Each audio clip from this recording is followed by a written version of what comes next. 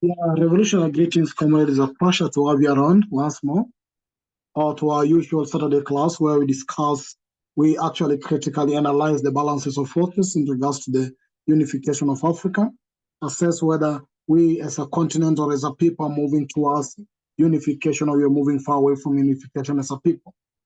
As it was the goal of Nkrumah and goal of all of us that it's only a unified Africa that can survive and develop. As we still exist in the same setup we exist up to date, it's not actually to the interest of the African people, but to the interest of the Westerners and those who colonized us. In the spirit of Buffalo Soldier, our brothers and sisters were taken by force from the continent, left the continent and went to the Caribbean and America, and they have been fighting the war over there. They conquered and they're still surviving and they're still conquering up to date.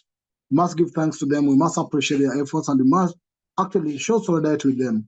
From the Southern Caribbean in Grenada, in Haiti, in all Tobacco and all the parts of actually Barbados, and even to the American side, the Jamaica, our brothers and sisters are fighting for survival. And indeed, it's a pleasure to see them and it's actually an honor to have them still continue the fight. But beyond that, it's not lost on us that we still invite and welcome them back home. For Africa is home and it's their home. Anytime they feel to come back home, the African continental government must then give the space for our brothers and sisters to come back home. But in all the midst of all this, today we'll be assessing the struggle in America. Actually, it was the election in America. But there's two sides of this. There is, of course, Kamala Harris, who is either believed to have Indian origin or African origin, and there are Black people in America who are struggling to survive within that state. So we will be looking at that election, critically analyzing what the space and the struggles for the Black people and all that it will take place in order for that election to come. Because even out there, our Black people are conquering. In Europe and all parts of the world, our Black people show still their mightiness and their strength. And indeed, we are a great people, a great nation. So today, we are actually having a presentation by various of our speakers. We'll be doing a presentation in regards to the election of America between the Trump and Kamala Harris. But before that, we'll start with the current affairs from the continent to assess, and even outside the continent to assess what's going on. So once again, comrades, those who are with us here. Greetings and most welcome to you, Brother Joseph Anthony and Sister Shaza and Brother Kome Christian. Feel most welcome and thank you for your presence today. Thank you all, and those who will be watching this recording, we really appreciate your support and your attention. Thank you very much. Right straight to it, Brother Joseph. Kindly feel free to share with us some updates from the Caribbean and probably from Grenada or any update you have. Then we'll move to Sister Shaza from wherever she is, and then Sister Shireen, feel most welcome. Then as in that order, we'll be proceeding before we get to our presentation. Brother Joseph.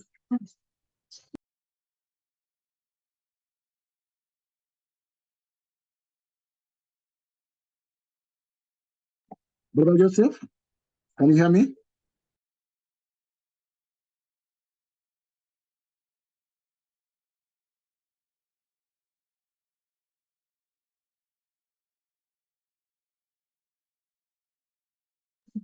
Brother Joseph, it seems you can't speak. Sister Shaza? No, I was trying to speak to my headphone, but it seemed as though there's a challenge with the headphone. Okay, let's go within then Sister Shaza, then Sister Sharon. Welcome, General Anunaki, Raspala. Yeah, greetings all. I'm in the UK. There is a lot of stuff that's going on in the UK at the moment regarding the far right. They are a British group who they hate immigrants. They've started protests, I think, for the past 3 days. There's a big protest in certain cities in the UK at the moment, and I understand that they're also looking to attack some of the residents that are here. So we've been sending around lots of information on WhatsApp groups, telling, just letting our community be vigilant and be aware of what's happening, in the UK at the moment. This riot started after 3 young girls, children, they were stabbed.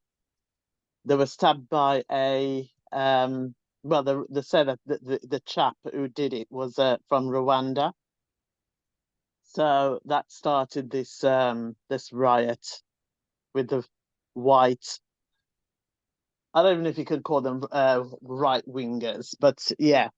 So everybody just needs to be vigilant, basically. So that's what I have to report today from the UK.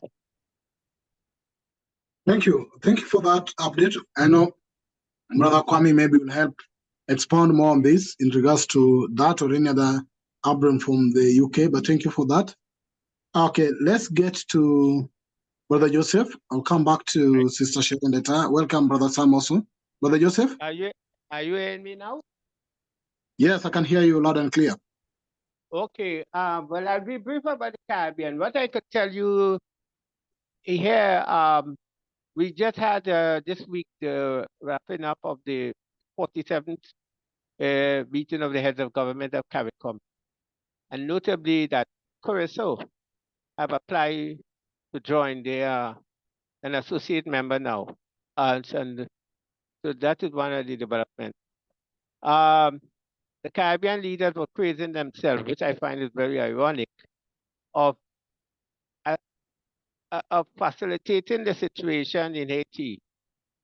They said, well, we had someone from Haiti in Grenada representing the government or the Haitian state there, and they said, the Caribbean folks said that they have, I mean, as articulated by Ifan Ali, the president of Guyana, that they did so much to facilitate the maybe what seemed to be the apparent calm or cooling down in Haiti. But this is not true. I mean, they have to take instruction from Washington, from Ottawa, and from Brussels. They said nothing as a group about the situation in Venezuela, but two islands, two countries, Antigua and St. Vincent, have recognized, congratulated President Maduro of Venezuela, while the U.S. and the lackeys try to upstage what has happened in Venezuela. So you have that ongoing thing. The ironic thing also is that I can't remember. I don't know the government has made any reference to Africa. Of course, they did talk about the embargo against Cuba. I think, but to me, they said nothing about the relationship with Africa. I mean, there's so much to talk about, whether it's the situation happening on the continent with all the young people rising up, whether it's in Nigeria or in Kenya or so, or the war in Sudan, or all the stuff that is happening on the continent. They have remained utterly silent on that. So I'll stop here for now. Brother Joseph, what is the CARICOM talking or saying in regards to Haiti? I said they're taking credit. They said they facilitated whatever well, they have engaged the various groups in Haiti for helping to bring about some kind of semblance of calm and that kind of stuff. They did admit though that 80% of Haiti is still controlled by gangs. Not Haiti, they're Port-au-Prince, but they're not telling the population the truth. Of the Caribbean population are very ignorant of the real reality of Haiti. Okay, so you say the CARICOM is silent about their connection with Africa, but how about, is the CARICOM also fighting to unite either the CARICOM countries under one government, like what you're pushing for the continental unity? No, it's only about the single market and economy and so on. I don't think the current crop of Caribbean leaders, maybe with few exceptions, are very far from thinking about that. They talk about they give lip service to things every now and then, like we have had our Prime Minister going to Ghana and so on, and Ghana president come to Grenada and so on, and Barbados near Motley, makes a lot of noise about African connection, but it's not practical. It's not translating to real connection between our people. Okay. Okay, thank you for that, Brother Joseph. Sister Shireen, welcome, and welcome, Sister Pamela. It's been long. We feel most welcome, Sister. Sister Shireen, any update from wherever you are? Yeah. Greetings, everyone. Greetings from London. Okay, I think the sister summed up the news here correctly in regards to the what has morphed into being an extremely well, it's EDL. It's morphed into many other. It's English Defence League. Sorry. And yeah, I think there are dates that are set out for consecutive weeks for them to campaign, inverted commas, in certain cities in the UK and towns as well. But it's really interesting that there are other news that is out as well, which involves some really troublesome behaviors of certain individuals in the media spotlight, and just the way that those stories are being pushed. So, and what is behind that agenda in some ways. I can't mention what it is, but there are a number of stories out that are quite disturbing. And yeah, that's it. Sorry. Okay, were you part of the march, the Emancipation March? I didn't go this year. I've been going for the past, I think maybe Okay. 8 years or so. I didn't go this year. Okay. Thank you for that, Sister Pamela. Greetings. Hope you are part of the march in London. Any update from the other side of London still? We've been getting 3 updates from London. Any other updates, Sister Pamela, from your side? Yes, I was on the march from excuse me, from Brixton to Downing Street or Parliament Square. And yeah, there wasn't as many people as there usually is, but it was quite successful. We managed to get there, and we didn't hand the letter in this time, as far as I know. Usually they hand a petition in, but we did get to there, and there were some speeches and some pictures taken and so on. So we did it. We marched. We did the march for Emancipation Day and reparations in one. Oh, great, great. Yeah. Are our people, before you get forward, are our people in the UK or in London, are they united from how you see it in regards to their unity as a people? Well, the people on the march were definitely united. You know, it was all for the aim of reparations and obviously celebrating Emancipation Day. So yes, those on the march were united. I'm not sure that all of London or all of the UK is united. The message has yet to actually sink into a lot of people's minds. But we got a lot of honking cars. Do you know what I mean by that? As we were marching, a lot of cars were beeping their horns in support of us, and even bus drivers as well. So yeah, I mean, the message is out there. Whether it's sinking into everybody's head is another matter. But yeah, some of us are doing our part.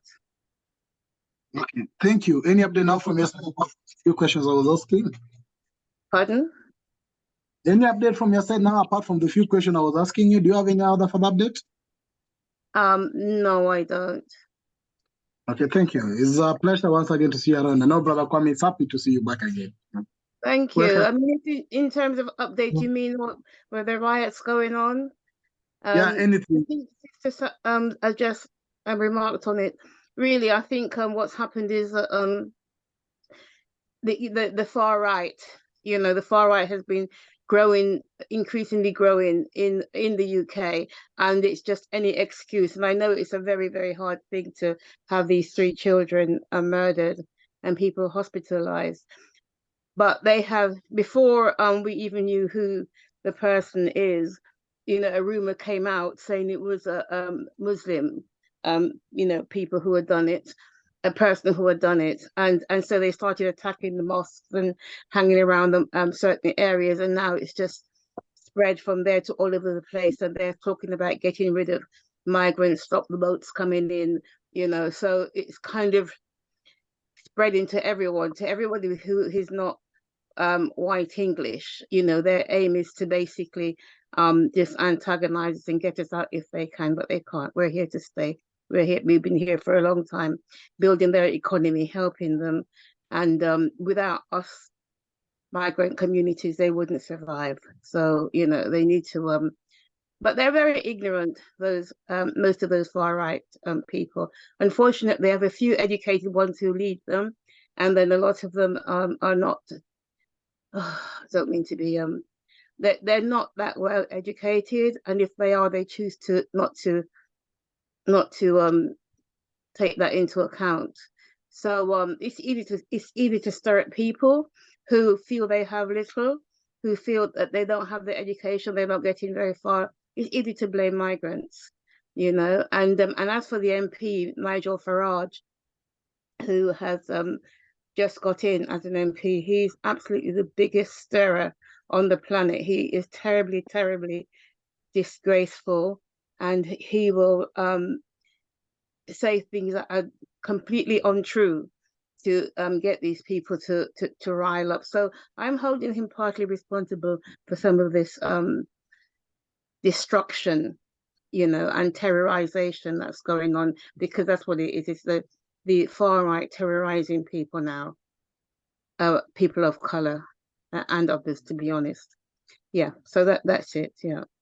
Yeah, thank you, Sister Pamela. Let's get to South Africa. We get update from Brother General Anunaki and Elder Sam is here. Then we'll get to Tanzania or Zanzibar from Elder Jerry. Let's start by General Anunaki. General Anunaki, anything from South Africa? How is the government of national unity picking up? And how is the unity of our people in South Africa, from your view? Yeah, son of the league, give thanks even to everyone in the group for this day. In fact, for this night. Yeah, man. Let's start with this grand coalition, as it is now being termed. Apparently now in South Africa, the mainstream media, SABC, are having a trouble because Helen Zille, which is the so-called chair of the DA Federation, has said some controversial messages in her recent interviews. I'll just say one for the sake of time. She said that the ANC knows that if they sideline the DA, then the dollar in South Africa is going to crash because they have the connects to the monies that is within the economy of South Africa. And that this GNU should not be called a GNU.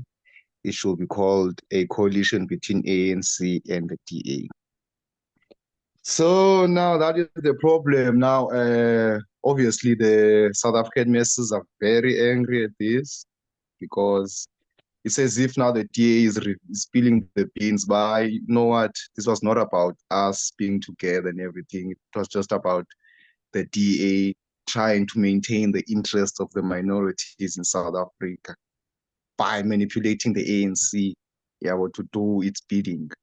And some are saying ANC has, long time ago, ANC has been working with the white people ever since, even before 1994. But those are things that are coming up right now. And then on the other news, there in Limpopo, we still have that issue of that military camp there that was discovered of 95 Libyan paramilitarists. They are said to be arrested, and they are still checking, so they say, what's going on. And it is apparently known that that land that those paramilitary forces of Libya were using is private land. So that person who owns that land, who rented it out to those 95 Libyans, is still to be questioned. And then my last item will be the one of the issue of EFF and MK. Now, what's happening is that the EFF more especially the EFF, is having a challenge with this Miss SA saga that is happening in South Africa.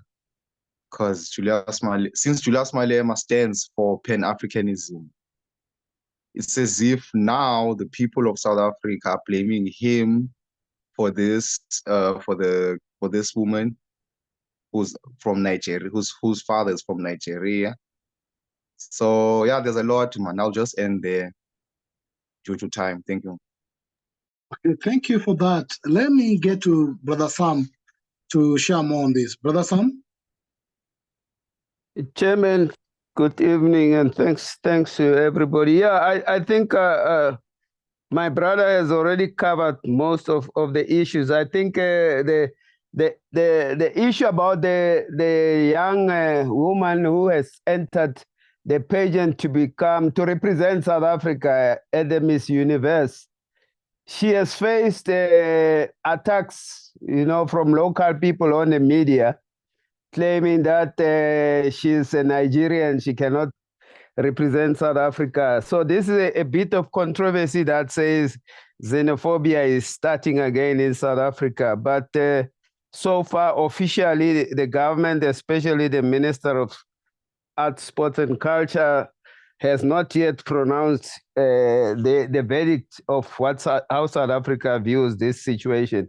But this is what my brother has already indicated. The EFF is the only organization that has already pronounced that they support the lady. We don't know what the outcome will be. And then the other addition is just that the African National Congress, the ruling party, ANC, are actually busy currently until Tuesday in what they call their first National Executive Committee meeting since they got into the Government of National Unity. So they are going into this meeting after a brawl that has been brought by what my brother has reported, where the Democratic Alliance have come out saying the ANC is not handling the GNU properly. And just yesterday, when they were briefing the media, the ANC representatives were saying it's up to the Democratic Alliance if they want to follow what this Zille chairperson of the Federal Committee is saying. The DA can walk out of the GNU. The ANC will not regret that. But we know that this is going to be, in fact, is the beginning of the cracks of the Government of National Unity, because it is not based on principles. Before the election, the Democratic Alliance was against the African National Congress, and they have been always saying they want to bring the African National Congress down. So we will see what the outcome of the ANC National Committee will, because now even there in the National Executive Committee of the ANC, the other people in the ANC leadership that have been opposed to this, we don't know how strong are they. So we will see out of the outcome of the National Executive Committee after Tuesday. Thanks. Thank you. I support that aspect of I don't actually agree with the South Africans trying to refute the lady they call Nigerian to represent, because in the spirit of Africa unification, we believe African is an African wherever Africa is, and therefore should not be discriminated against any of so-called xenophobic attack. But I really want to get also your thinking in regards to PAC, but yourself, in how now ANC is trying to, the DA is coming out to give statements in regards to this coalition. Does it show that the white DAs are still not ready to work with the blacks, or what is it sending to the blacks, and what can be the reaction of the blacks to this? I think we should understand the situation of South Africa in its entirety. The fact of the matter is the Democratic Alliance are the representative of our erstwhile oppressors. They represent the former Nationalist Party that was practicing apartheid. They are those remnants. They have the other hardcore parties like the Freedom Front Plus, but they are all in the block of these erstwhile oppressors. The fact of the matter is in South Africa. The African National Congress got into power on a compromise in 1994. And the compromise was based on, we will want to get into power, and the whites said, then you will preserve what we have, what we call the property clauses that are enshrined in our constitution. The land and the economy will remain in the hands of the whites. So that has been the relationship. And in between, because the ANC wants to continue in power, they lost the elections basically now with a 40% outcome. They could not rule the country by themselves. The best option that we of South Africa and all the Africans are saying was to go into a coalition or whatever, unity government with the pro-freedom, the pro-Black African parties instead of the Democratic Alliance. But because they, from the beginning in 1994, they were on that compromise with the whites, the ANC represents that group of Africans that collaborates with the whites. Whether we like it or not, that is the reality. The issue for us is, from a Pan-Africanist Congress of Azania position, the ANC has never been for the total liberation of the African people. They always represented moderation, and the Freedom Charter that says South Africa belongs to all who live in it has compromised them through and through. Thanks. Thank you very much for that. Of course, I'll ask Brother Joseph to come in later. Let me finish the rounds of update, then maybe we'll come back to you, Brother Joseph.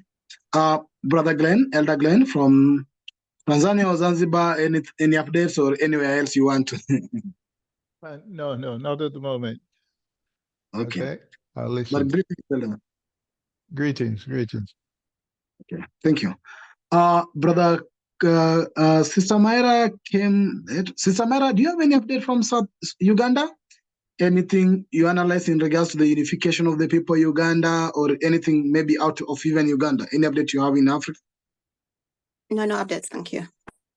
Okay, thank you. Brother Kwame? Maybe yes, you can also, as you give any update from yourself, but you can also react to this situation in South Africa in regards to the lady and also the statement from DA, but not actually part of our presentation, but maybe you can give your thoughts on that as well. Well, in terms of commentary, I think the key question for all of us is the extent to which the news we have heard or are hearing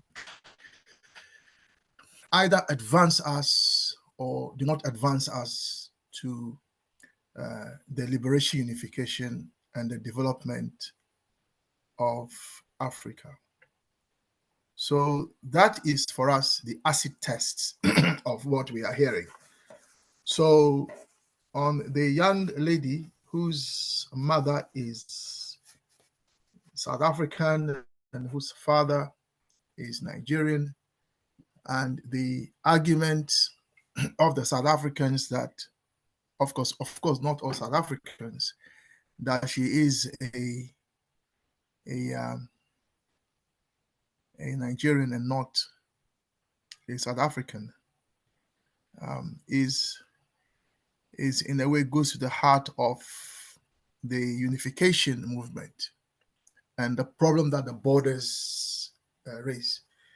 So the idea that an African is from this neo-colonial territory and not the other one is, as you know, part of the notion of citizenship rooted in borders that were created not by us, but which we inherited and have done nothing so far to remove or to abolish, to abrogate, and so on. So in that sense, the ladies, the young ladies' matter actually brings to light the problem we have with the persistence of the borders till now, and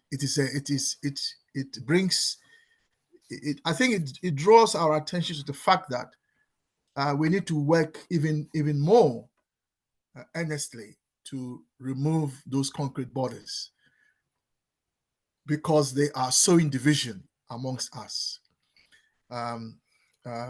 Now, as to whether the young lady is Nigerian or South African, depends on various things. So, for instance, it depends on Nigerians' citizenship rights. Sorry, South Africans' laws on citizenship. So, in England, where I am, if you are born here, you're automatically a British citizen. Whether your father is from here, your mother is from here, doesn't matter. I don't know about now, but some time ago, if anybody here is more conversant with the immigration laws than I am, they can correct me. But as far as I know, if you are born in this country, whether you are green, blue, yellow, violet, your color doesn't matter. As long as you are born here, and you are automatically a British citizen. It used to be the case. I think they changed it slightly to say that if your parents is a British citizen, then if you are born here, you are a British citizen. Of course, it goes to follow that if one of your parents is from the UK and you are not born here, you are still a British citizen. So the laws of South Africa will determine whether or not she is a South African citizen.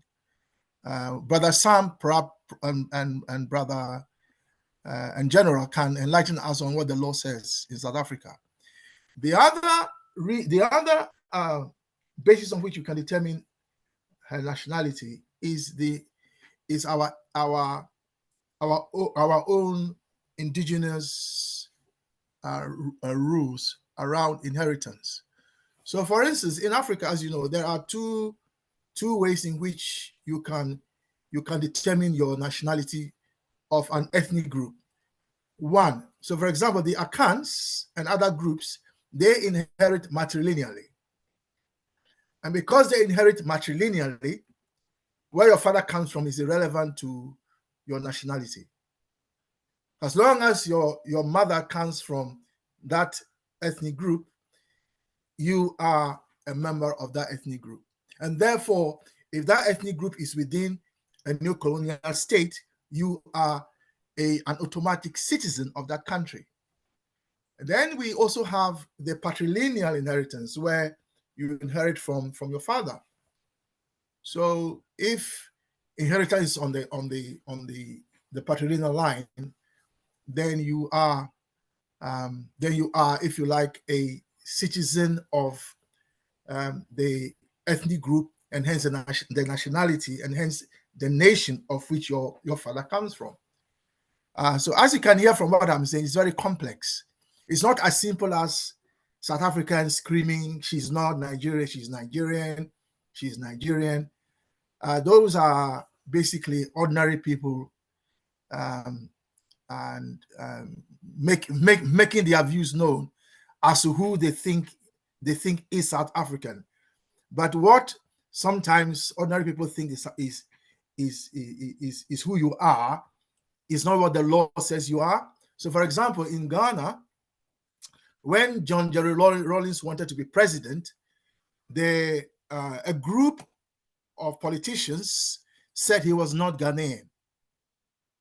I mean, listen carefully. They said Rawlings, who led the AFRC, well, partly led the AFRC from 79, the PNDC junta in 1982, all the way to 1992, when we then became a democratic government, won the presidency from 92 for another 8 years. Now, when democratic elections came, of course, when he was ruling the country through the barrel of the gun, nobody dared tell him he's not a Ghanaian, because he will be shot. Well, in inverted commas. In any case, you're afraid to say that anyway. But when democratic elections came, they claimed that he was not Ghanaian. So the matter went to the court, and the courts of the Republic of Ghana looked into the matter and said he was a Ghanaian citizen. And Rollins was born, of course, his father is Scottish, but his mother is an Ewe woman from my part of Ghana. And he grew up, he was born in Ghana. He grew up in Ghana. He went to our schools. He went to, he joined the Air Force. He went to the military flying school and so on and so forth. And he married an Akan woman. So the idea that he wasn't Ghanaian was thrown out by the courts. So in the end, that was that. Unless there is a legal challenge to this lady continuing to represent South Africa, if there's a legal challenge, then the matter will go to court. But my understanding is that the authorities cleared her, that she was eligible. So if that is the case, then this is an example of South Africans being South Africans again, which is not different from what happened in England here, where a group of Africans went to the Buckingham Palace, and then they asked them, "Where are you from?" They said, "Well, I'm from England." They said, "Yeah, but where are you really from?" "Well, I was born in this country." They said, "Yeah, we know that, but where are you really from?" And the idea was that because they were African, they were not really from England, and that caused a lot of problems. Yeah, it became a big issue. And the woman who was asking those questions happened to be a member of the royal family. So you can imagine. Let me end by saying that our people say that there is Mensa everywhere, meaning that Mensa is the third born of, if you are a son, if you have three sons in succession, the third one is called Mensa if he's a man. If it's a woman, it's called Mansa. So we hear the name Mansa, it means the lady is a third born woman in succession. If it's Mensa, that means he's a man. So so our people say there is Mensa everywhere, which means that what the South Africans are saying is not unique to South Africa. It happens everywhere. Right now, as we speak, in America, the MAGA movement are saying that, oh, Kamala Harris, she's not really American. They say she's what? She's not American. What is she? They say she's not an American citizen. You know, suddenly she's not an American citizen. So, Brother Pigeon, that is that. Thank you for that. Sorry, I had to go at length, but yeah. Thank you. We have only 5 minutes to go to end up some of part of our update, but I'll take the hands up in that row. So, Brother Joseph, come in, then Elder Glenn, then Sister Ida, in that order. Yeah, by now people on this call will know I'm very passionate about South Africa, and I've been warning people for months now, maybe more than a year, that if you're not careful, we'll end up where we are now. And I want to say the same thing. If you're not careful, whatever gains or whatever leverage of influence we have as a people in America, as African people, Caribbean people, we will lose it if we just sit back. In terms of the sister in South Africa, actually, my understanding that she was born in Soweto, and she's of Mozambican. Her mother also is of Mozambican origin, South African Mozambican. So there's a lot of connection. And you see, the same thing happened on this side of the world, because in the case of Haiti, more than a year ago, the immigration authority in Grenada and also in other islands deported Haitians. Same people that say now that they have been trying to help the situation in it, deported 15 Haitian people who turned up on our island using immigration law. So there's a lot of things we have to do as a people. And so we need to probably understand what Kamala is facing in America, and I'll deal with that when I come to that or later. But the other thing about it is, whether Kwame talk about Jerry Rawlings, but what about Kenneth Kaunda? They tried to stop him from running in election after many years of being president of Zambia. we use that as a tool, as an instrument to intimidate one another. We have to move that around. An African is an African, as uh, Peter Tosh said, no matter where you come from, you're an African. Thank you very much. Thank you, Elder Glenroy. Yeah, I'm listening, and that was my intention. But quite frankly, I heard what was an extraordinary intervention, and then a global journey to seem, quite frankly, Kwame, to explain the unique racism that we are encountering in South Africa and have been doing so for a long time.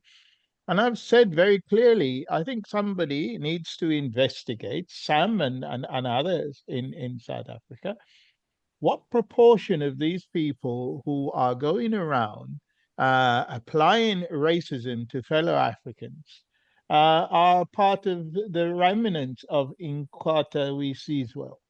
Are they part of the people who used to attack fellow African, Mozambique, and so on? When I was in South Africa one year, Buthelezi was Home Office minister or some sort, and was deporting Mozambican miners. So it's not unique to South Africa, but it's not unique to now. But I think really, why would we try to make any global comparison? Kamala Harris, Rollins, whatever. The issue is an African born in Africa, privileged to be born in Africa, some of us were not, is having an African identity being questioned. Why should she be jumping over these hoops in regard to whether her mother is a real mother or whether her father is a real father, whether they traveled the border? The next thing it will be that they had entered the country illegally. So whether they had their children in South Africa or Soweto or whatever become a question. Let's not go down that line. This is an African person. And as if maybe they're frightened that she might win. I don't know. I don't know the case, but we are not to be indulging in trying to explain the xenophobia that is going on in some South Africans. We're really not to endorse that. And I appreciate people want to have a discussion around the topic of the day, but I really think if it's sliding onto anything that seemed to be a comparison to other racial discrimination, it really, to me, it is moving in the wrong direction. But I really put my hand up, Kwame, when you said that if you're born in the US, in the UK, you're a British citizen. Clearly not the case. This is the problem with the whole hostile environment issue. You know, because lots of people born in the UK never traveled abroad, therefore never had a passport, and was being done because they didn't have a passport or they couldn't prove that their parents had come there however many years ago. So lots of people born in the UK are being denied citizenship, and we should be aware of that. I don't say it's right. I don't particularly care because, you know, that's why one of the reasons I got away from the place. But I recognize and I support those people who want to stay there and make a life for themselves. But they need to know the changes of the rule and the trickery that's going on in order to defeat the attacks that they are facing. Thank you, Chair. Okay, thank you. I think, Brother Kwame, it will be important if I'll talk to Brother Sam or General Raspala, to share more, like maybe next Saturday we have a session in this South Africa and look at these things beyond this ladies thing deeply, so that we can analyze really what's going on within the continent in regards to these xenophobic attacks and what's going on in regards to the Africans. And we look across, even not only here, but examples of many people, different countries are being even denied right to cross over due to so-called citizenship issues and the rest and so on. So I think it will be a very good session on that. That's okay with Brother Sam or General Anumako. But we are, let me get a minute from Sister Ida, because we are supposed to be starting. Brother Elder Joseph, kindly prepare your presentation, because we'll be going to that clearly after this. Sisaida? I also wanted to put my hand up because of Brother Kwame's thing about if you're born in Britain, you're a UK citizen. It's not the case, and it hasn't been for more than 30 years. As said, a lot of people who were born here are not being acknowledged. If you had grandparents, yeah, maybe, who were British, but not if you were just born here. No. So thank you. Okay, thank you. I even forgot to give you what's happening in Kenya. Sorry for that. In Kenya, just briefly, because I know I'm late, Brother Christian, briefly is that the protest of the young generation is still going on this Thursday. We are looking forward to attack the parliament, no, the state house, invade the state house and send the president out. But of course, the vetting of the new cabinet ministers is ongoing in the parliament, where the opposition decided to propose some names of new members of their opposition party.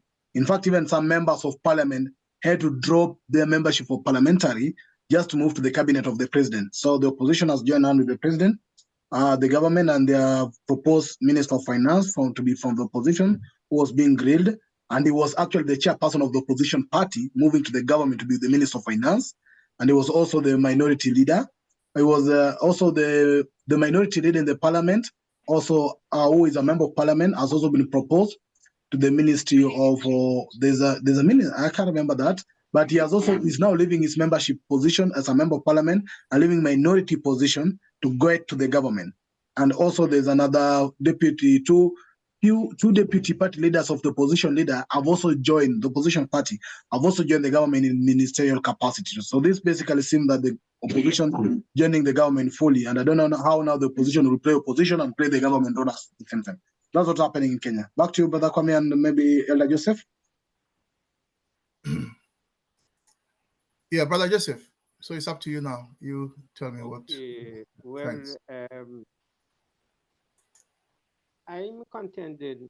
First of all, let me say I'm not an expert on the United States, and normally the last thing I would like to be talking about the United States.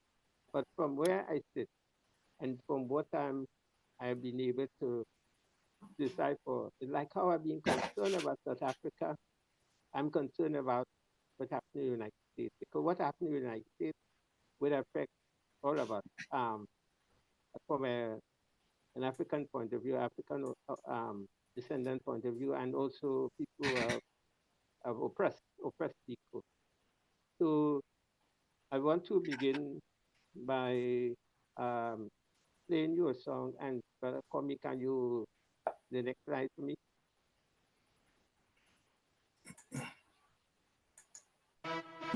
Now this is a woman thing, and all man better listen, and listen good. Man, this is the last throw of the dice, because come the next century, a woman are gonna run. You got a message for me? I can. Yeah. Okay. Now.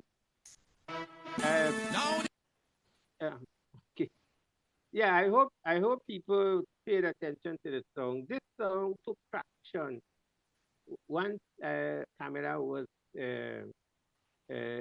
designated as the substitute or the replacement for Biden, and it is almost an anthem among Caribbean Americans and others. And I think it speaks to the hope and aspiration of people who have been, marginalized in the United States for a long time. And it also amplifies in Caribbean circles that people who are conscious of what is happening in the United States. Now, next thing.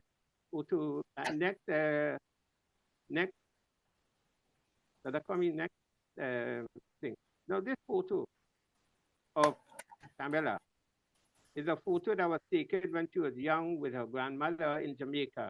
So notwithstanding the idea that she's only now trying to be black and so on, she's very much Jamaican as anything else.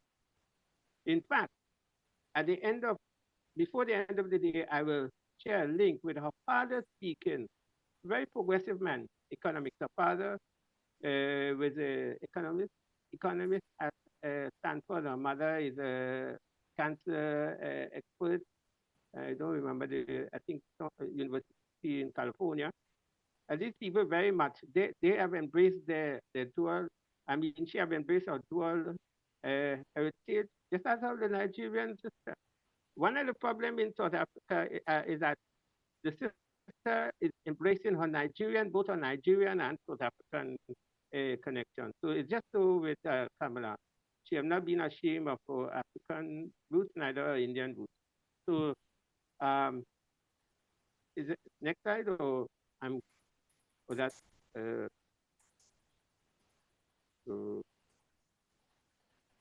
To be honest, no, not now, no. That's the last one. When I'm finished speaking. Okay. I prefer to preface my small contribution here today by saying, by raising the question, solidarity or indifference versus indifference for Kamala Harris. Where do we stand? And I also say that the upcoming election in the United States is not about the lesser of two evils. It's about determining which side you're on. Trump's most common slogan, and we can use common in the best use of the word, is drill, baby, drill. His vice president's most common slogan is one that castigates women as childless, catless, childless cat ladies. Harris, on the other hand, is campaigning to protect, implement, and expand Biden-Harris administration climate policies and appoint pro-reproductive rights and pro-environmental justice to the U.S. Supreme Court. So which side is to be on? Some will say that supporting Kamala Harris for president of the United States is supporting neoliberals. This may be valid. This may be a valid argument. Kamala Harris is up there with the best of them. The following is unlikely to change with the Harris administration. U.S. support of Israel in the Israel-Gaza conflict, or close ties with corporations and the military complex, the military industry, or support for U.S. foreign policy that affects people in Africa, Asia, and the Americas. But what is at stake? What is at stake is our quality of life and the life of the planet. Project 2025 is backed by the fossil fuel industry, and it centers on ramping up coal mining, natural gas extraction, and fracking. Project 25 seeks to cut the regulatory state and consumer and environment protection. 50,000 public servants, including climate and environmental scientists, will be fired and replaced with pro-fossil henchmen. Pro-fossil fuel henchmen, sorry. It seeks to prevent the Environmental Protection Agency from regulating pollution and enforcing the Clean Air and Clean Water Act. All programs that link air, water, and pollution to public health will end. Now, by the way, if this is able to allow, what would happen is that to other words, people will be forced to lower standard. Already we have low standard of environmental protection in the developing, or I don't like to use those words, in the global south. So when that is allowed to happen in the US, there's no way that we'll be able to stop it except people come together as what is happening in the JL and other places right now. So Project 2025 is planning to take these measures even to water boil advisory, even though water boil advisory are the most common pollution crisis experienced by Americans in the past 5 years. The problem in Flint, that is in Michigan, is well publicized, but is much bigger. But is a much bigger problem throughout the U.S. and it has a racial edge. It is reported that it impacts 28% of Black Americans and 23% of both Hispanic and white Americans. According to the NAACP, Black communities are disproportionately impacted by unsafe drinking water. And in today's society, recent issues in Jackson, Mississippi, and ongoing water issues in Houston, Baltimore, Philadelphia, and Allenswood are evidence that the fight for clean water in Black communities continues. Flint has led to growing awareness of these problems, and Americans broadly support addressing the climate crisis, including 69% who support the U.S. becoming carbon neutral by 2025. Leading environmental organizations have immediately endorsed Kamala Harris. The League of Conservation Voters, the Action Fund, the NR Action Fund, the Syria Club, Clean Energy American Action, the CEOA Action, Evergreen.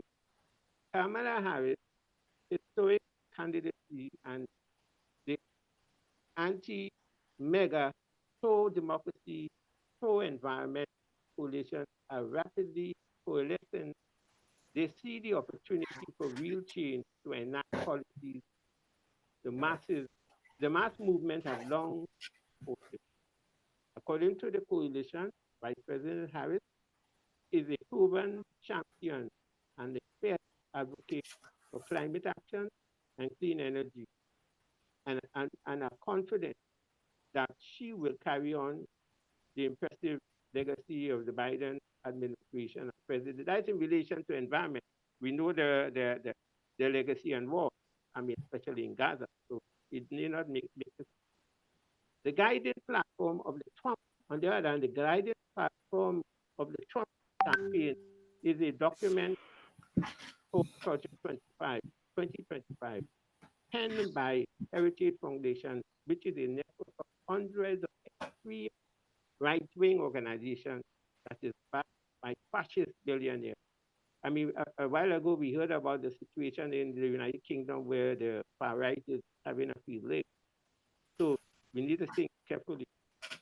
It is a blueprint for the elimination of democratic rights, social safety net program, and environmental protection.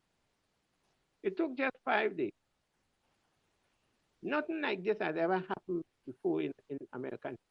And yet, by Thursday, 25th July, a mere 5 days later, after President Biden won for the PM Sunday afternoon, 21st of July, announcement of him of ending his re-election campaign and handing the candidacy over to his vice president, Kamala Harris, the Wall Street Journal, no friend to women, people of color, young voters, or the poor or working class. The Wall Street Journal, this grand oracle of capitalism, conservative ideology, and the force that is Rupert Murdoch, ran the stunning historic headline, truly one for the ages. Now, Kamala Harris, daughter of Jamaican and immigrant and Indian immigrants, two genius parents, a Stanford scientist, a Stanford economist, the other a brilliant Berkeley scientist, both active in the 1960s civil rights movement of their beloved adopted country, is all but certain to accept the nomination to be the Democratic Party's candidate for president of the United States. She has a chance to become the first woman ever to hold this team. American exceptionalism goes in two directions. Many think the U.S. prescribes for others, for other countries. Hold, it does not hold that standard for itself. Think about how it's treating the latest election in Venezuela. The other exceptionalism should be this consideration. While many black and brown countries have had women heads of state, including India, Sri Lanka, Pakistan, Bangladesh, Tanzania, Liberia, Barbados, Dominica, Trinidad and Tobago, and even the UK. In its 248 years since independence and 46 presidents, the U.S. has never had a head of state to represent women, head of state to represent women who are the majority of people in the country, and the fact that women are still paid less than men. And the Supreme Court recently repealed Roe versus Wade, which now gives state control over a woman's body. A quote from Michael Moore. He said, each day this week has seen the Harris campaign set new records for a presidential campaign. A record-breaking, smashing surge of volunteers sign up across the key swing states, a total of 170,000 throughout the nation. As this, that was soon after in the same week that she was, considered. The biggest one-day haul of campaign contributions ever. 60% of them were for first-time donors. The total overall took more than 350 million by then. The largest Zoom call campaign, 160,000 participants, with more than double by last Monday. What I'll do, I'll skip some of those stuff because the most people ever registered to vote over 48 hours, almost 40,000 new voters, 85% of all convention delegates, like as far as the in those areas, and she had only been candidate for 3 days. And all this 4 weeks before the convention. Historians and political scientists have agreed that this level of enthusiasm, this level of enthusiasm, this is unheard of in modern American politics. 79% of the United States is either female, which means 51% of the country. Persons of color, 42% of the country is now black, brown, Asian or indigenous or young adults is 18 to 39. The Gen Z and millennials now make 42% of the country, or some combination thereof of these three demographics. This country, America, is now premium, young and not so white anymore. Not the best place to run for president if your three main personality traits, if your three main personality traits are misogyny, sorry, bigotry, and sounding like everybody's Uncle John or Uncle Tom, everyone Uncle Tom. Here are some truths about who the majority of Americans really are. Here are the list that nobody bothers to show you because, well, they need to keep perpetuating the erroneous belief that American people are stuck living in a white Christian nationalist conservative redneck deep fried Oreo loving country, when in fact the vast majority, the vast bulk of the United States is not like that anymore. And so 72% of Americans don't own a gun. 90% of the country wants more gun control. 72% of the Americans believe in climate change. Climate change is real. 71% of all Americans approve labor union.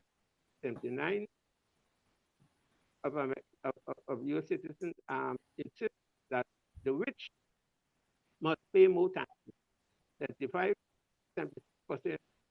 want a much higher minimum wage. 70% of all voters believe marijuana should be legalized, should be legal. 73% of one student loan debt relief. 74% of Americans want more affordable homes. 65% support term limits on all Supreme Court judges.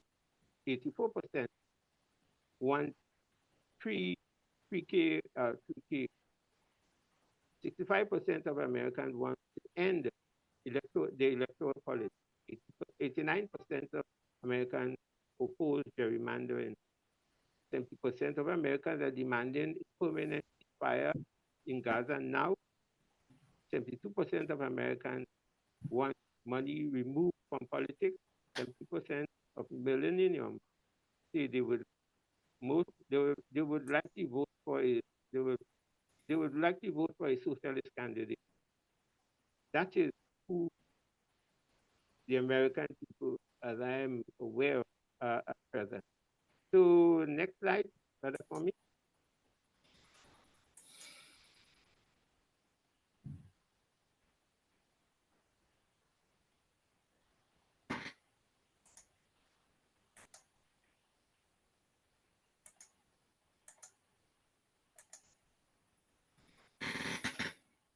Honest, this is probably going to be and I'm gonna say this at this table, the most pro-black president that we've had in our lifetime. So had that asked me, I would have said, you know, before you praise this president for being pro-black, before you praise this president for caring about ethnic communities and marginalized populations, do your homework. Well, some of y'all didn't do your homework. They didn't do their homework. So let me tell you just a little bit of research, not just him personally, but also some of his policies. Perhaps before they went and sat at this table, they should have done their homework. Because if they had done their homework, they would have known that President Trump has ramped up mass incarceration by instructing Attorney General Jeff Sessions to revitalize the war on drugs. They would have known that of the 87 picks for federal judges, 85 have been white and just one has been black and one has been Hispanic. They would have known that President Trump supported the Department of Justice engaging in unlawful voter purges, making it difficult for blacks to go and vote. They would have known that Trump is ending protection for predatory lenders, which disproportionately harm black people.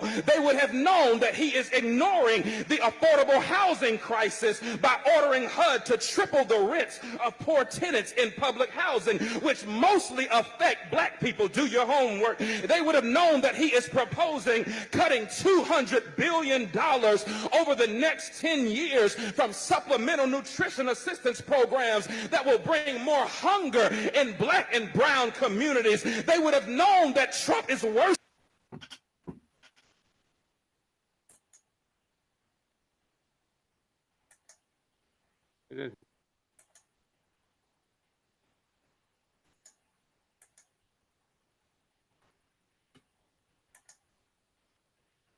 Yes, Elder Joseph?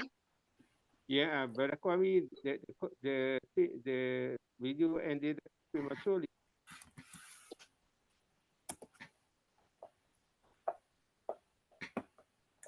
How far are you, Brother Joseph, with the presentation? Yeah, well, it was 4 minutes. No, sorry. Yeah, sorry. Give me a moment. I'll put it back on. But Virginia, just 4 minutes. It's not long, and I won't Okay. stay in much after that. Okay. So let's wait for it as Mother Kwame projected. You really shared some insightful data there. I don't know if you can be able to share it with us on the chat. Some statistics there. Yeah, but Kwame has it, so he could. Okay. Okay. Yeah, sorry. For some reason, it went off. I don't know why, but it's coming back now. Sorry about that. More hunger in black and brown communities. They would have known that Trump is worsening the health of black communities through environmental deregulation, which disproportionately harms black people through exposure to pollution. Now, that's just a few on the policy side, but you don't have to go too far to ask what about him personally would make me know that he is not pro-black. I'm glad you asked, because in 1970, Trump's real estate company tried to avoid renting apartments to black tenants and gave preferential treatment to white tenants. He began his 2016 presidential campaign with a speech disparaging Mexican immigrants as criminals and rapists. Y'all remember that? In 2016, he said of people of color, you are living in poverty, your schools are no good, you have no jobs. Hold on, I'm a product of a HBCU, and I'm a product of black school systems and black teachers. Don't you ever tell me that my black schools are...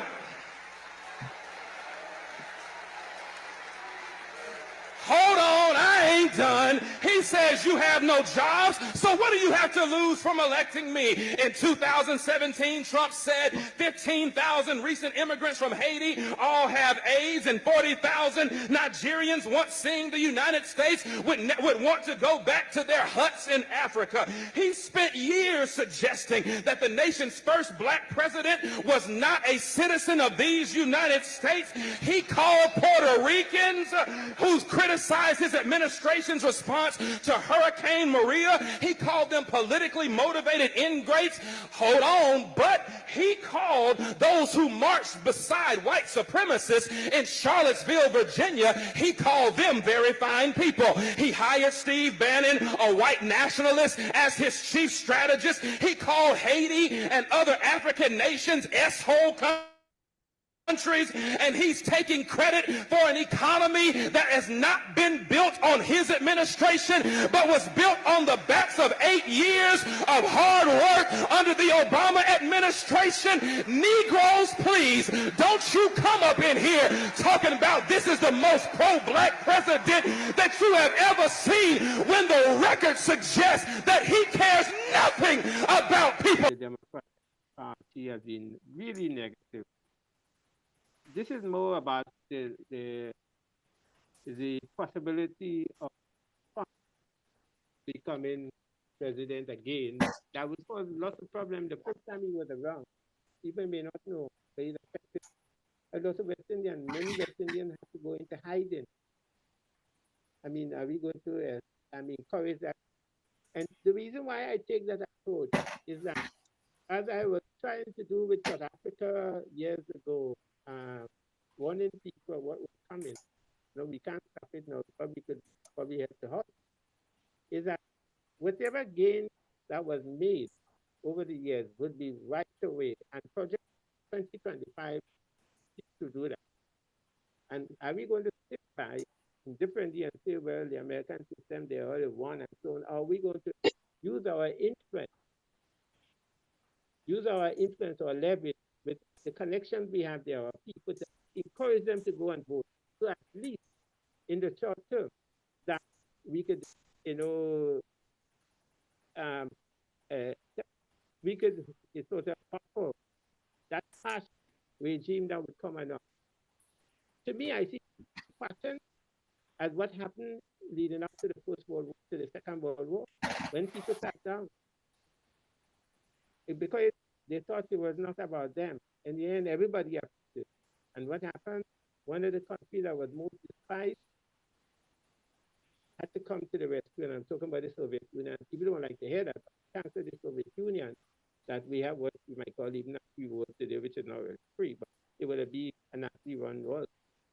And are we going to sit back and allow Trump to create a real Nazi world now, racist supremacist, white supremacist world, where the big corporation will just go on thundering?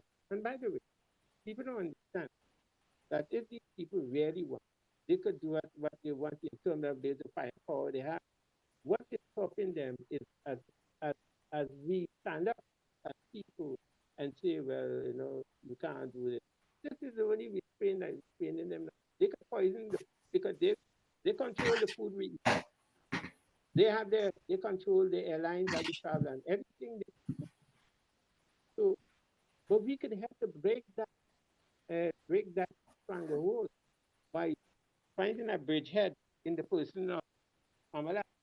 And I think one of the advantages of his people support Kamala, people in the global south would have a connection, a more robust connection with the regime in America because of a connection with the Caribbean and of course India also. So whereas before that didn't happen, and I think that I've never seen Caribbean people in a rush to sign up to vote, to do all of that thing. Because most Caribbean people used to just be about their business, getting earning a living and so on, sending back to their family. But they understand. As a young sister said, the one webinar I was on, out of intimacy, we have to link the deportation of Haitians from America with the shooting of unarmed black people in America. The same, we have to make those connections.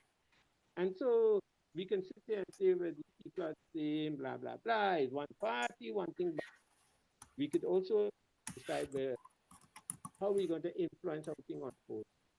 I hope I wish to keep my mouth shut now. Thank you. Thank you, Brother Joseph. Brother Kwame? Yes. Yes, brother, considering the time, I would suggest we go straight into discussion. And then as part of the discussion, I can also, like everyone else, contribute to the discussion. Thanks. But would you mind chairing this session, please, so that you also have time to share your thoughts in the process? Okay, that's fine. Okay, thank you. Thank you. Yeah. So, yes, so brothers and sisters, we've heard our brother Joseph share with us his views and concerns about Kamala Harris. He has told us that yes, there may be issues around Kamala Harris, but at this point in time, because of the Agenda 2025 of the opposition, he thinks that we should support Kamala Harris in terms of her wanting to be the president of the United States. I noticed General has put in the chat, I'm sorry, but Kamala was never a black representative, still not, never will be. But Trump is the Jesus of white supremacy. That's from Brother General Raspala in the chat. followed by Shaza, Comrade Shaza, who also said, and she's made it very clear, she's for everyone, and we know what that means. To be honest, can't understand what all the fuss is about this woman. So those are the two comments in the chat. There are no other ones. So maybe we can start with a response to those comments from Brother Joseph, and then we can ask the brother and sister to respond. Brother Joseph, those are the comments in the chat. What are your views? I think you folks in the UK have just come out of a dilemma where the choice was whether vote Conservative or vote Brother Joseph, Labour. hold on. Are you responding to both at the same time or to one at a time? Which one are you One responding at a to time. first? One at a time. So are you responding to Raspala or Shaza? Yeah, Raspala. Raspala. Maybe I'll respond to both of them because both of them could be taken together. Okay. Brother Joseph, can you try and speak up a bit more, please? You're very low. Yeah, I'm trying. Gosh, I don't know. Maybe it's my. Are you hearing me better now? A bit louder if possible. Thank you. No, but are you hearing me better now? Because that's the loudest I could. I don't know if my challenge with food. Is everybody having problem hearing me? You're just yes. low. Cisaida, can you respond to his questions, please? Yes, I had. You're very low. Can hear you, but with difficulty. I don't know if I should take He off the has headphones. increased his volumes. He's asking you, is it better, Sister Ida? Yes, if it's it the is best you can better. do, thank you. Okay. Yes, in terms of Raspala about the Kamala, you see, we had to be practical. And sometimes we have to see whether our inaction or indifference contribute to the further suffering of our people. Right now, the last thing I would have liked to know is to get involved in American politics. The thing about it is sometimes one has to put aside whatever idiosyncrasy, whatever misgiving we have, and see the bigger picture. At the moment, what is at stake is not just America's interest in the world, but is the world's interest. I mean, already the fossil fuel company are lining up behind Trump so that they could further extract oil and other companies, which would endanger. We have seen what is happening in the Caribbean. A few weeks ago, we had in Grenada and in St. Vincent and Jamaica the devastating effect of hurricane. Are we going to sit back and say, well, these people are blah, blah, blah, and allow? You see, it's like, I think it was a German theologian that says when they came for the Union people, I did not. When they came for the Gypsy, I did not. When they came for the communists, I did not. Then when they came for me, there was nobody there for me. And if we are saying that, from a Pan-African point of view, that an African is an African wherever he is, and here is one African, notwithstanding the past, who could make a big difference. I have no illusion that things would get better overnight. That's why I stated most likely the Gaza thing would not change the situation with the influence of the role of the multinational and also the way of America affects the developing countries.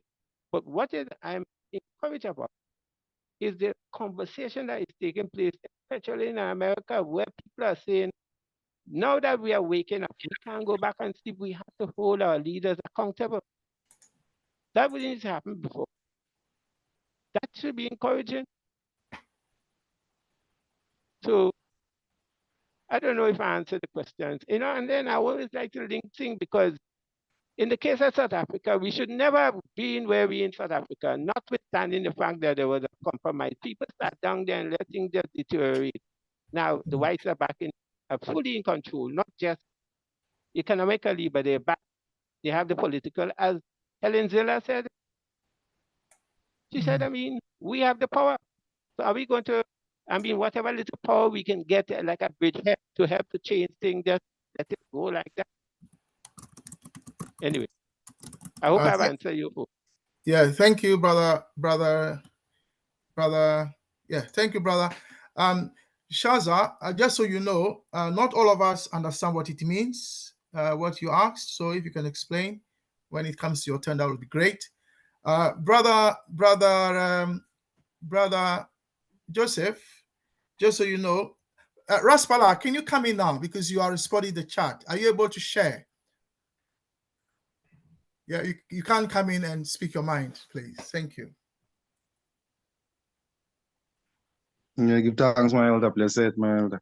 No, I'll just be brief. I was just saying that text there that there's nothing even African about Kamala Harris. Her father is Scottish and her mother is Indian. And the Harris family Hold has on, a hold on, big... Raspala. Her father is Jamaican, not Scottish. That's what I thought, but I think I'm gonna come up with that source from where I got that. No, her father is not even Jamaican. But no, okay, let's leave that one for now. That is not true, sir. That's the propaganda they have going around. That is not true. Okay, no, it's fine, my elder. It's fine. It's fine. Well, hold on, that's brother not the main point. Brother Russ, hold on.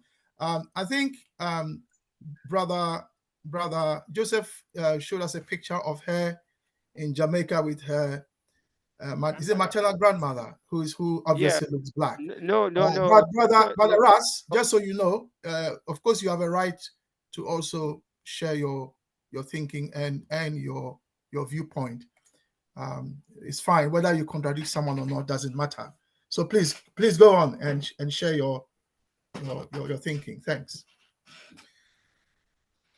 No, I was saying, my elder, the main point I was going to was that the Harris family, which she inherits, has a long history of African slavery. That's where I was going from the research that we've been conducting on Kamala Harris. Her family has a long history with the Rothschild and slavery in the Caribbean areas. So I'm still going to come with more evidence for that. I think I'm going to send that evidence later on the group of CSG. So my main point is that, U.S.A., even though it may sound very, very, very big, the U.S.A. was designed to fall. So I think we'll need time for me to unpack that. Thank you. Yeah, no, that's fine. So remember that the Democratic Convention is, I think, the 9th of August, if I'm right. And if she is elected the nominee, she will have to face the country in November. And if she's elected president, she'll be president for at least 8 years, assuming she wins the second election. So yes, Raz, there'll be a lot of time to look into this, and so on. Yeah. So thank you for your contribution to the discussion. Shaza, and then I'll come to Sister Ida. Shaza, you don't know what all the fuss is about. Can you share your thinking, please? Yeah, basically, what I meant was Harris is just for the elite. She's not for the ordinary man and woman on the street, whether they are black or white. She basically she basically represents the elite, and she does what she is told. So I don't have any faith in her or anybody that looks like her, right? She's made it clear on national TV that she does not represent black people. She is for everyone. So what does that mean? If she's somebody just says I'm for everyone? just for the elite. So what is the implication of that? So what do you want us to do? Well, absolutely, you can't do anything. In light of, I don't think any of us can do anything. The only thing that I can do is boo every time I hear her name called. Okay. So Thank yeah, you. I'll just leave it at that. Yeah, thank you for your view, Sister Ida. Well, I'm very saddened that that anybody can be talking against her for loads of reasons. But I think a lot of it is there's a streak of sexism going on in it. And if it had been just a black man, he wouldn't be getting the same sort of backlash as she's getting. She's talked But about Sister the middle Ida, classes. Sister No, Ida, no. Sister Ida. Yes. So just so Yes. you know, there is no argument over that, and Over what? over the fact that it's sexist and racist. There is no argument about you are spot on. The MAGA response to her has been racism and sexism. So yeah. Well, it's been racism, but the sexism.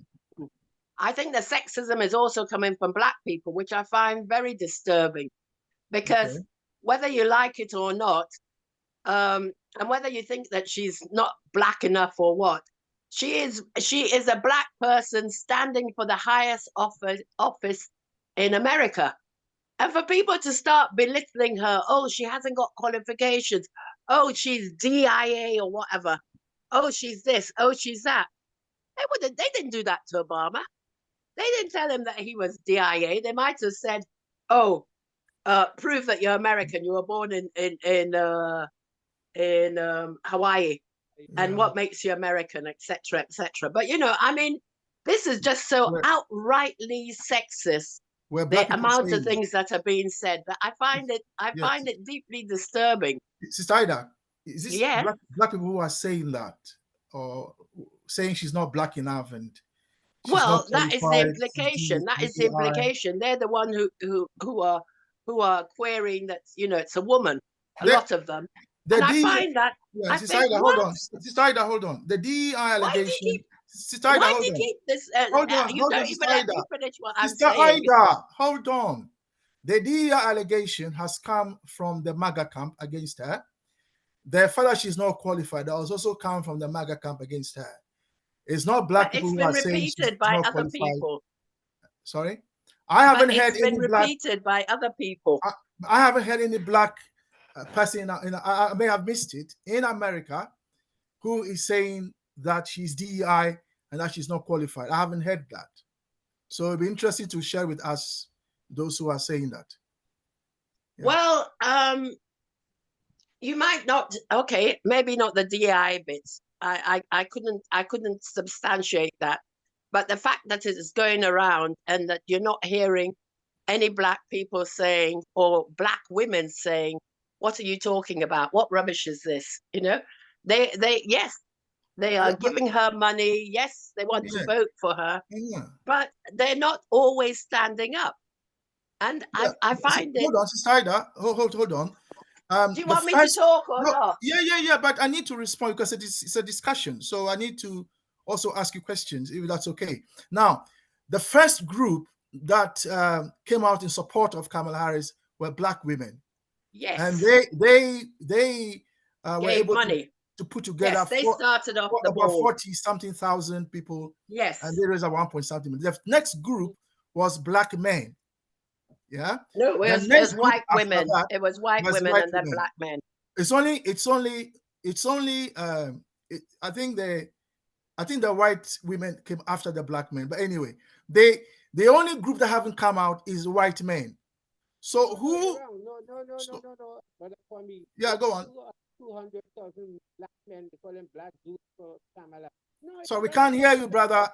Joseph, we can't hear you properly. No, I said no. I mean, even white men have come out in support of her. There was a webinar this week.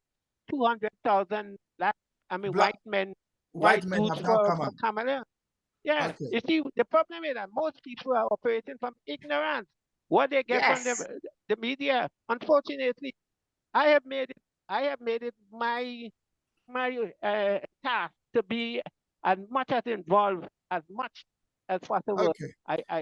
So I mean, thank you for that correction. Let's start that continue her. I find it really alarming the number of black people who want to vote for Trump.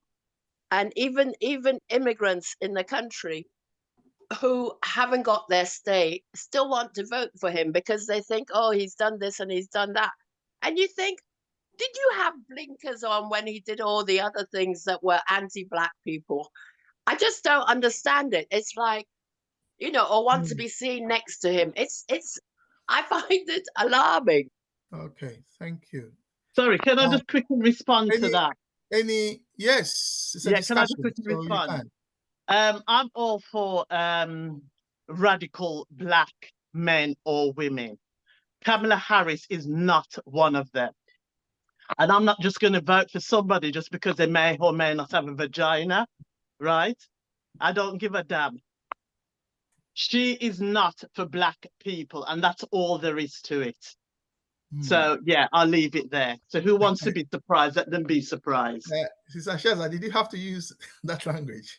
Well, whether she What used it or language? not, you know, it's amazing that, No, you know, so but what is she beside saying? that, That she'd rather vote She's not for a Trump? radical Black people have the woman. right to hold whatever view, They political have view the they right have. to, but then let them She's not justify it. radical, She's saying so that I she would wants never to. ever vote for any of them people. Let them stay Yeah, and you with wouldn't them even there. get the chance unless you're American. You're British, so, or you know, you live in Britain, so you wouldn't even get the chance.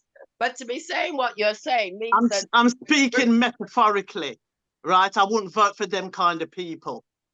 You can, but there's I two wouldn't. choices. She's Either not you're voting for radical her or you're enough. voting for So Trump. I'll leave it there. Okay, thank you for the heated discussion. Sister Pamela, come in, please. Yeah, I mean, this just shows that we're already displaying disunity. And the whole point is to actually unite behind Kamala. There are two choices, as Sister Ida has said. There's either Donald Trump or there's Kamala Harris. Now, this is a Black woman who's going to be in highest position in America. Can we not all just get behind her? When she gets into that position, she has to do her job, and her job is to work for everyone. And whatever people are thinking now, you know, when she gets there, she has to work for everyone. Otherwise, things don't work. So, you know, let's have some unity and get behind her and support her. And I'm supporting her. And I'm not saying that she's perfect. We know that there are things in the past that, I mean, locking up more Black men, for example. Okay, Yeah. I don't know, you know, that's something that, we can't we can't excuse. But now she's going to be in a position of power where she needs our support. We have to support her. We have to back her. She is from our background. She is one of us. She's an African, and I think we should stand behind her. Yeah. Thank you. Thank you. I think that Sister Shaza has a point. I hear you, Sister Pamela, but anyway, it's a discussion. I think Sister Shaza has a point that you have to also look at the person's politics, and I think I accept that. Yes, a Black woman. She's also an Indian, by the way. Yeah, she's also an Indian. Her father used to work. Not her father, her grandfather used to work for the British Civil Service and worked in Zambia as a civil servant on behalf of British colonialism. And her mother, who is her grandfather's daughter, is a cancer researcher. So she has a whole Indian background, which she doesn't speak much about. So, as you know, the Indians are also celebrating her. So she's not just African; she's also Indian, and so. But I think what Sasheza is drawing our attention to is the politics. But no, thank you for the views. Let them keep coming in. Let's hear from Brother Glenroy. Thank you. Thanks very much. I was under the impression, genealogically, and I think even white scientists are telling us that all life began in Africa, and that therefore wherever people are, wherever they've branched away from our people, they are still Africans, or were born in Africa and will bring this up time and time again when it suits them to say that they're African. So maybe we could bury this issue about mixed heritage and whatever. I never really quite get it. Even if she has Indian ancestry, she's an African. So let's get that out of the way. But this is about politics. This is about a candidate from the Democratic Party. And I notice a lot of people are also misaligning the history of the Democratic Party. They think that Lincoln was a Democrat, when Lincoln was in fact a Republican. The Republican, yes. The people who were fighting for ending enslavement in the US, whether we agree with the fact that they were also seeking economic dominance over the South, or the mixed messages, the reality was that of the two parties, the Republican, not the Democrat, were the one politically fighting enslavement to whatever degree we want to give him that credit. It's not to say, obviously, that Trump is some inheritor of that philosophy. Clearly not. But if we're going to talk politics and we're going to talk Kamala Harris politics, we have to talk it clearly and understand it. How will anything else that comes after she's elected, and I think it's very likely that she will be elected, because I think that at the timing of Biden's resignation, etc., created that climate when really they had built a campaign around the age of Biden. The old man I will find it fascinating. It's two old men running. Brother Glenroy. Now there's on. Brother Glenroy, what are you really saying? You're not coming very What I'm clearly. really saying is that I'm not here to endorse Kamala Harris, but I'm also not here to try and drag her down. Because this is American politics, we ought to put it in the context that American politics will disappoint us all. Yeah, I'm not able to vote for her, nor would I vote for her, but that's not the point. I'm not going to obstruct somebody with some varied view from the normal run-of-the-mill situation in America. One of the failure of Clinton, beg your pardon, Clinton, one of the failure of Obama's presidency, and I don't agree with Sister that somehow Obama got a free ride, because really at the end of the day, all the races were out there. People will tell you they got Trump because of Biden. They got Trump because of Obama. Yeah, they're saying the racism swung the other way. So if we're going to blame or credit Obama for anything, let's also blame him for Trump's arrival. But I wanted to say, as you quietly asked, Chair, my position is that I don't believe we need to be critical of Kamala Harris. She's an American politician from the Democratic Party.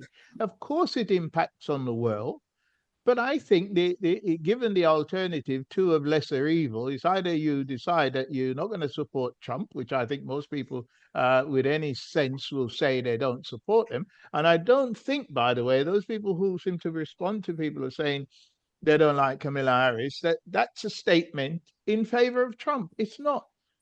I think normally there are lots of other people. I certainly don't believe in that Kamala Harris is some savior of African people in America. I don't think she will be. That's the simple nature of where she's coming from, political party-wise. But I do think, get rid of the rhetoric around her Africanness. Whether she's mixed with something else or not, she remains an African, and people should respect that, whether she says it or not. That's who she is. So I want to leave it there. There's a few more things I wanted to say. But Glenroy, can I ask you on this topic? Yeah, sure. Go ahead. Is she African? Yes, of course she's African.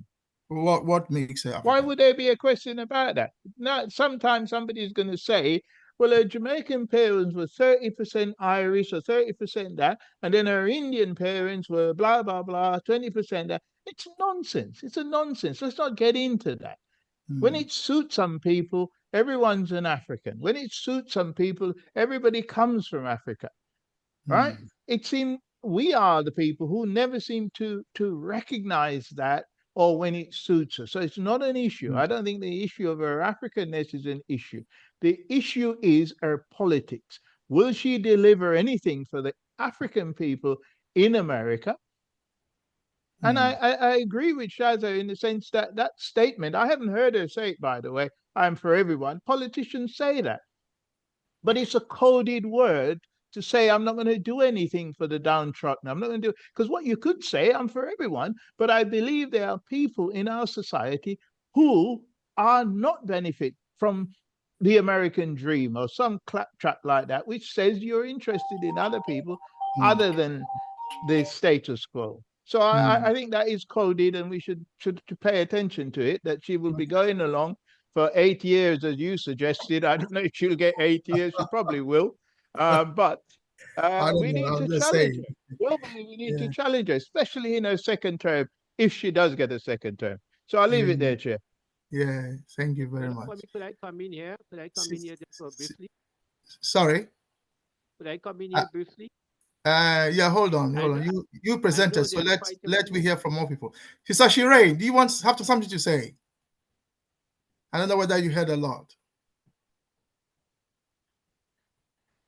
Hi, Brother Kwame, I'm going to pass. Okay. Sister Chizomo. John has her hand up, by the way. I don't know if you can see it. I've seen a hand, yeah. Sister Chizomo. Okay, not ready. Hello. So, yes. Because of time, do you have any comment to make on this matter before we move to? Well, if there's no time, let's pass it then. It's up to you. You can speak for 1 minute. You don't have to speak for 10 minutes. I'm not speaking. Okay, thank you. Sister John. Hi, greetings. Greetings. Can I put my video on, please? There's not enough time, sister. Depending on how long the video is. We only have 6 minutes left. That's okay. Can I still put my video on? Because I feel like I'm speaking to a blank wall. It's part of my human interaction. Yes, you can. I've allowed you to put your. Okay. Thank you. Hello, everybody. Nice to see you all. I think this is a very interesting subject. I mean, I think Glenn has said pretty much what he said. He would have said it better than I would say it, but I kind of agree with Pam. I agree with Glenn. I agree with Ida. I agree with Shaza. But it does come down to the point of who have we got? We're not in that country. We don't have that vote. We've either got her or we've got that sack of orange phlegm. Those are our choices. If the orange sack of phlegm gets in, and that's what I call him, then he's going to dog whistle. He's going to incite racism because he's a narcissist and he doesn't want people to be divided. That's his job spec. He loves to divide, so the attention is always on him, as we have experienced when he was in power. And I just, about an hour ago, I was out with a friend and she showed me an interview he did at the Black Journalist Conference in America. And he said that Mexicans are coming over here and taking Black jobs. So that's the kind of person that we have a choice of, him or her. Whether Camilla identifies as Black, Indian, even if she identifies as white, I think she will be an improvement purely on a strategic basis only. Because if she's voted in as president, then presidents beyond their land, in our land and in Europe, are going to have to pretend to care about people who aren't white. It's strategic. Sister Jojo, because of time, can you run up and give us your major point? Thank you. Yeah, we only have 4 minutes left. Every word that ever comes out of my mouth is a major point, even when I'm not saying anything. My major point is we have no control over whether Kamala or the orange sack of phlegm get into power. We can promote who we like, and we all have a right to our own opinions, and I admire everyone who has their own opinions about Kamala. I personally don't trust her. However, in the game of strategy in global politics, it is best that she be in power than him, because it means that people across the world in power are going to have to redress how they behave towards people of color. So I don't think much of her. I don't know what I think of her, to be honest. I don't even know if she knows she's Black and Indian herself. But there is some political disruption within her roots, within her foundations. But I'm not bothered. It's the fact that she's brown, and if she gets voted into power, the other presidents and prime ministers around the world are going to have to recalibrate the way they say things. Thank you. Thank you very much. Sister Jojo, good to see you. I didn't realize you meant this video. I thought you meant you wanted to share a video. Thank you. Sister Myra. So in the interest of time, I'll be very brief. Yeah. I thank you, Elder Glenroy, for what you said. You always bring balance to these discussions, and yes, you made that's a very good points that you raised. I completely agree with Sister Faza, so I will not repeat what she said because there's just a few minutes left. But yeah, that's where I stand. Thank you. So what is it about what she said that you agree with? I do not believe that anything is going to change. And it's also a good point that members have said that's US politics. I can't change anything. I'm not going to vote. But I would caution against people getting excited by politicians just because they are melanated. It doesn't always mean that they are for us. You know, she is in the oppressor system. She works for the oppressor system, and she's not going to change the oppressor system. Our brothers and sisters will be suffering on Tato Island. After 8 years of harrowing. Sorry. No, I think Brother Glenroy made the point that, which Brother Sister Shaz also made, that we are talking about politics, and America is still the leading capitalist, global capitalist race, white supremacist state, and Kamala Harris because she's president. So I think we all understand that point. So that is very clear. But the question is whether we are better off if it's a woman, or whether it's a Black person, male or female, man or woman, or whether we are better off if it's Brother Kwame. Sorry? Sorry, I didn't get that. Female, male, both. It won't change anything as long as she's working for the oppressor system. Nothing's going to change. It's going to change. It doesn't matter whether even if she was a woman, a man, doesn't matter. Black, white, same. It's a system. Okay. It's the system. Yeah, it's brother. Thank you, Brother Pigeon. It's 9 o'clock. Any announcements, and then we bring the meeting to a close. Thank you. Yeah, thank you all. I believe maybe we never had enough time to do this, but I think we really need to do our analysis further. I do appreciate all the contributions that have been made by members, and thank you for this. I think we need to go deep back to check on the South African and what's going on within the continent in regards to these issues. So for today, I think next week we'll check on South Africa, or if there's any update that come in, feel free to contact me if you have any presentation in regards to our liberation as a people, unification, development as a people. So that's what I'd like to say now. On Thursday, we are meeting again with our philosophy. Sorry, Brother Pigeon, the Nigerian matter for the Gen Z is a big topic now. So I don't know, but yeah. As you know, Nigerians have declared 10 days of protests. As we speak, yesterday, I think 13 people were shot by the security forces. So it's a big matter. Yeah, Kenya is having a big protest and the government is preparing again to attack. So maybe if you have to look at it's more of now young people are pricing across the continent and probably even out to Bangladesh and the rest. So I think there will be a need to look at what's going on with the younger people pricing and what are the issues they're addressing. So probably we can work on this. So next Thursday, we'll be going on with the philosophical class, which is the main class on Consciousness Thursday class. And we're at a very interesting stage and very enlightening stage. I think we really look forward to any member who is here, if they can create time, please, to join us on Thursdays, 7 p.m. GMT. And all our recordings are equally available on our YouTube channel anytime, which is Consciousness Study Group.